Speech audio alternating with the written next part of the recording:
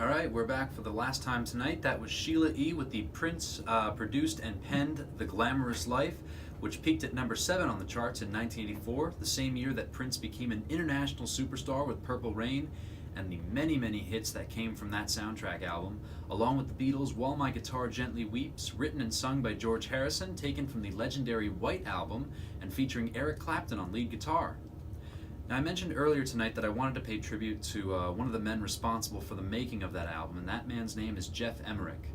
He sadly passed away last Tuesday, October 2nd, at 72 years old. The report said that he died from cardiac arrest, but the work he left behind as an audio engineer will last for generations to come.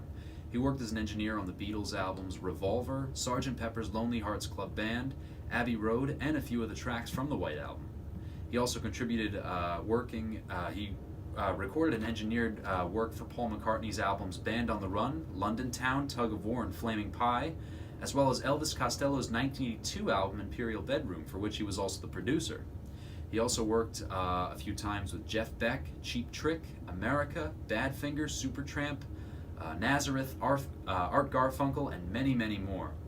You know, audio engineers often don't get a lot of the credit because they're not listed as the producer, but they play just as important of a role in making a hit record. I got to do some audio engineering myself in high school, and I still do it to this day with the radio show here and my own personal recordings. But I'd like to dedicate that last song from the Beatles to Geoff and his incredible life and work. If you're interested in learning more about Geoff Emerick and his amazing career, I'd recommend checking out his 2006 memoir that he published. It's called Here, There, and Everywhere, My Life Recording the Music of the Beatles. So with that, I bid you good night, but before we go, we have time for one more song. It's a hit from the legendary Ray Charles. It went straight to number 1 back in 1961, and it's one that you all probably know. It's called Hit the Road, Jack. And speaking of which, it's just about time for me to hit the road, so let me cue that up for you right now. Good night, have a pleasant tomorrow, and we'll see you all next time on 98.1 FM, WQAQ, the soundtrack of Quinnipiac.